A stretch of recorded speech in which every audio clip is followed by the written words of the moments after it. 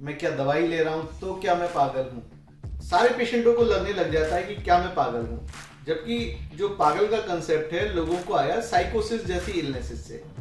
जैसे कि neurotransmitter imbalance से साइकेट्रिक इलनेस होती है, ऐसे मेडिकल प्रॉब्लम भी होती है जिसका लोग इलाज लेते हैं। जैसे हम बीपी की बात करें तो जो हमारी रक्त वाहिनियां हैं उसमें अगर केमिकल चेंजेस हो जाए तो बीपी की प्रॉब्लम होती है।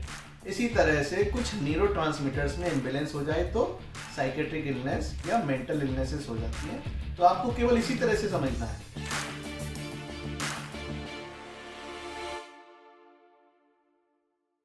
भैया मेरे पास काफ़ी सारे मरीज आते हैं, और जैसे काफ़ी मरीज स्ट्रेस के होते हैं, कुछ एंजाइटी के होते हैं, कुछ डिप्रेशन के होते हैं, बहुत से लोग साइकोसिस का ट्रीटमेंट ले रहे होते हैं, कुछ अपने सब्सटेंस एडिक्शन के बारे में ट्रीटमेंट ले रहे होते हैं।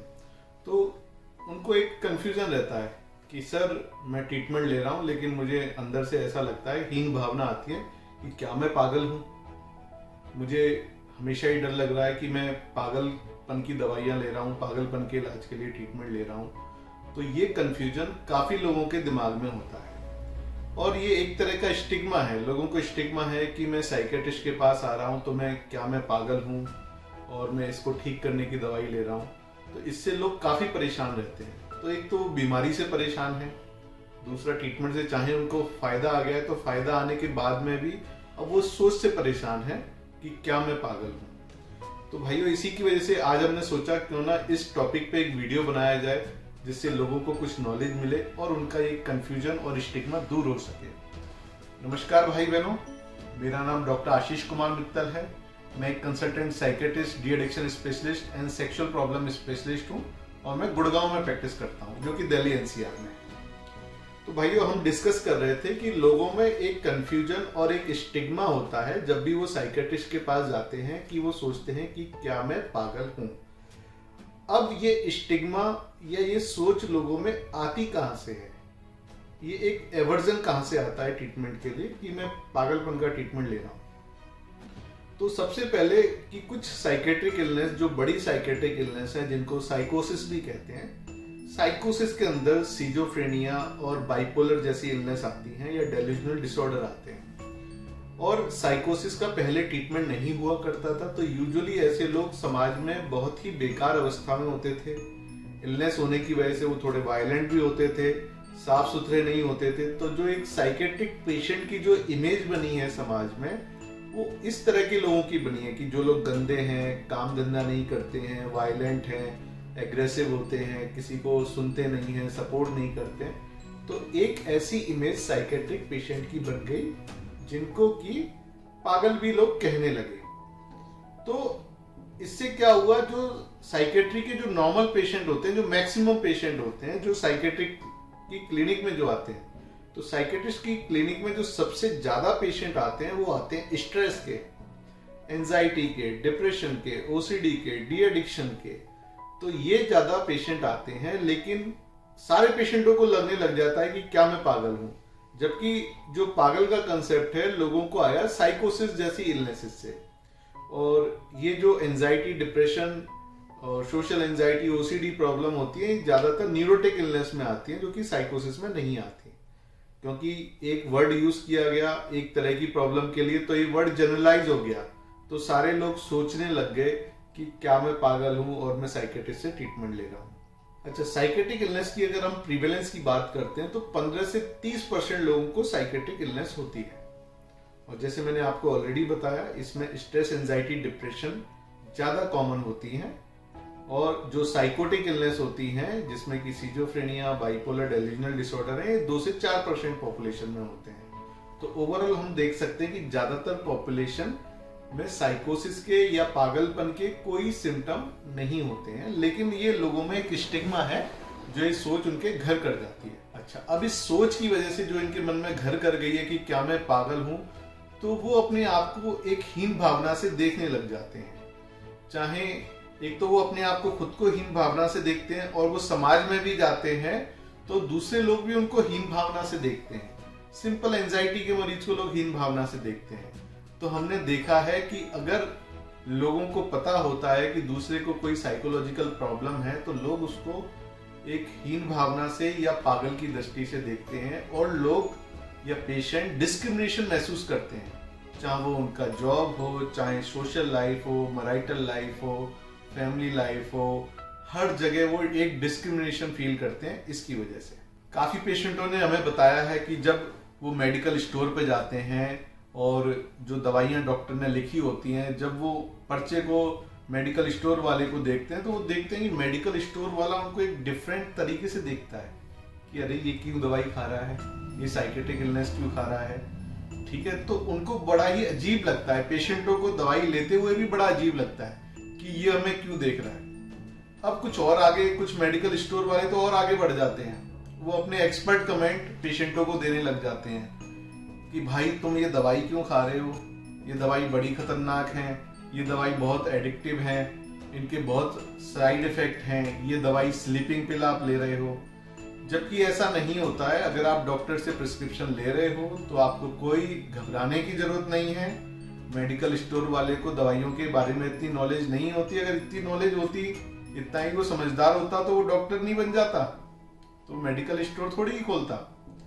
एक इसी तरह के एक सब्जेक्ट पे एक एड टीवी पे भी आता था, उसमें कॉन्स्टिपेशन का एड आता था कि जिसमें एक मेडिकल स्टोर वाला है जो रास्ते में चलते हुए एक व्यक्ति को कमेंट करके पूछता है कि भाई तुम्हारा कॉन्स्टिपेशन अब कैसा है, तो उसको बहुत ही बुरा लगता है, फील होता है। तो इसी तरह से साइकेट्रिक मरीज को जब मेडिकल स्टोर वाले कुछ कमेंट करते हैं तो उनको भी एक बहुत बड़ी हीन भावना होती है। एक मेरी पेशेंट थी जिनको बाइपोलर इलनेस थी, उनकी हमने दवाई लिख रखी थी। वो लेडीज थी, यंग लेडीज थी, 33 ईयर ओल्ड करीब एज थी उन्होंने। तो मुझे उन्होंने पर्सनली बताया कि डॉक्टर साहब आप दवाई लिख देते हो, मैं ले भी लेती हूँ, लेकिन दवाई लेते हुए मुझे सबसे ज़्यादा तकलीफ होती है कि जैसे ही मैं पर्चा देखती हूँ और वो मेडिकल स्टोर वाला मुझे ऐसे देखता है कि पता नहीं मैं क्या चीज़ उससे खरीदने लेके आई हूँ। तो भाइयों, इस वजह से भी लोगों को एक स्टिग्मा आता है।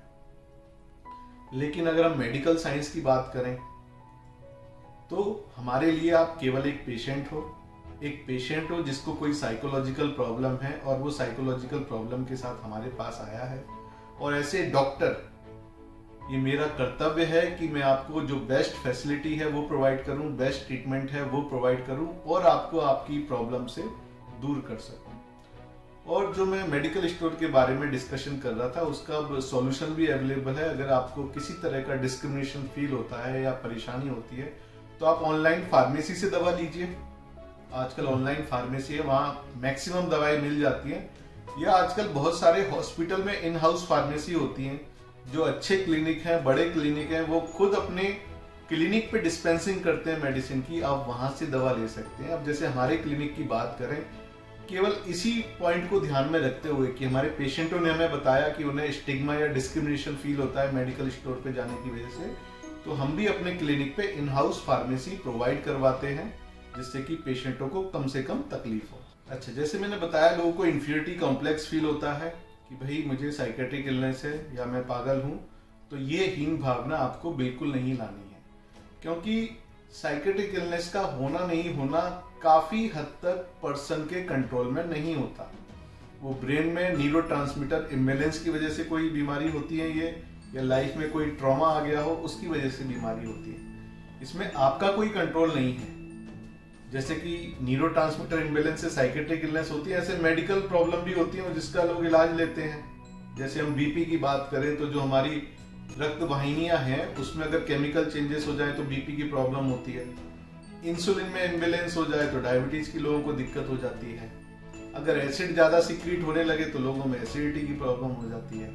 थायराइड का हार्मोन कम हो जाए तो थायराइड की प्रॉब्लम होती है। इसी तरह से कुछ न्यूरोट्रांसमीटर्स में इम्बैलेंस हो जाए तो साइकेट्रिक इलनेस या मेंटल इलनेसेस हो जाती हैं। तो आपको केवल इसी तरह से समझना है कि एक कोई केमिकल इम्बैलेंस है जिससे हमें प्रॉब्लम हुई है, हमें डॉक्टर के पास जाना है और ट्रीटमेंट लेना है।